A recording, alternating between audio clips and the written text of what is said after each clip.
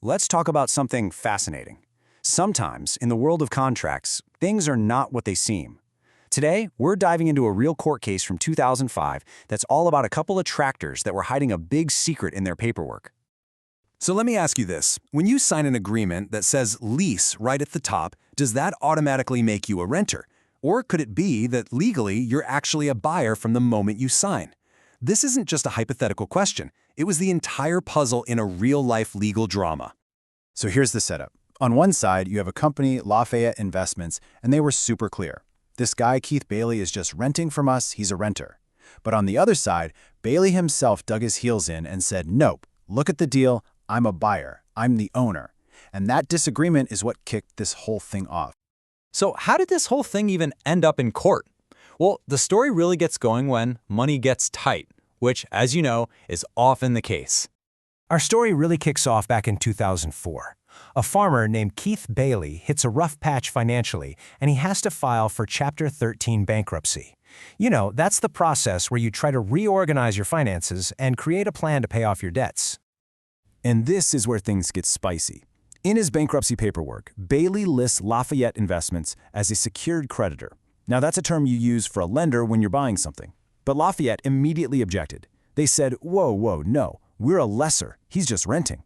And trust me, this wasn't just about words. This distinction had massive financial implications for who really owned those tractors. To get to the bottom of this, the court had to put on its detective hat. It had to ignore the title that said lease and look at what the deal actually was. So let's look at the clues. So what did this so-called lease actually say? Well, this is where it gets really interesting. First, Bailey made down payments. Kinda sounds like a purchase, right? He also had to pay for all the repairs and maintenance. Again, something an owner usually does. But here's the kicker. If he defaulted, he couldn't just give the tractors back. He was on the hook for all the future payments. Does that really sound like a rental to you? So how does the court figure this stuff out? They don't just wing it.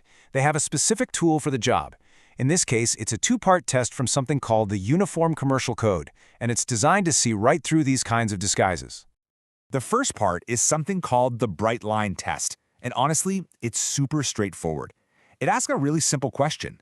Can the person who is leasing the item just end the contract whenever they want without some huge penalty?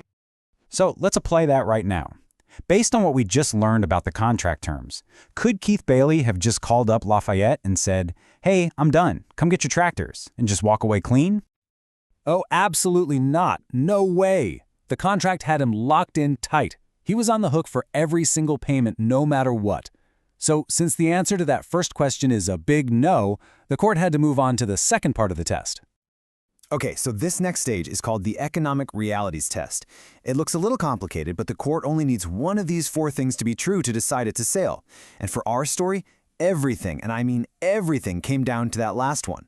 Did Bailey have an option to buy the tractors for a tiny, basically symbolic price at the end of the term? So what on earth is nominal consideration? It sounds fancy, but the idea is actually really simple.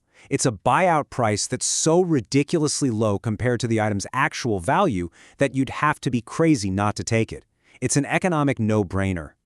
And this, right here, is where the whole case really cracked wide open.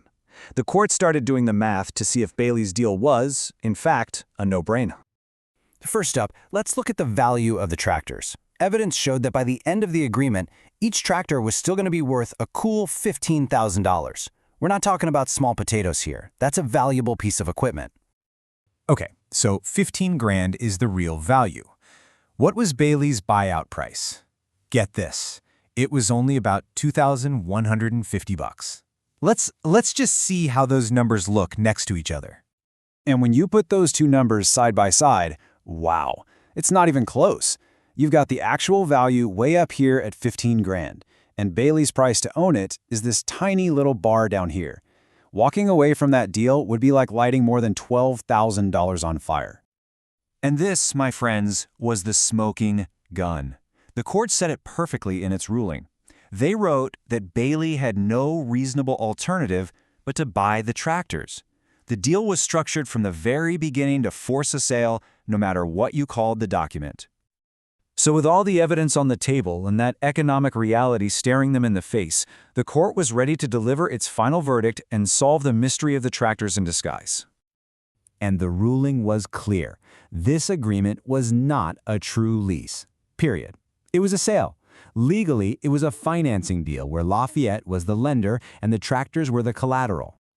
So what does that mean in practical terms? Well, the labels got a major rewrite. Lafayette Investments wasn't a lessor anymore. They were a secured creditor. And Keith Bailey wasn't a renter. He was the debtor, and most importantly, the owner. He won. All right, so a farmer in Indiana won a case about his tractors almost 2 decades ago. Big deal, right?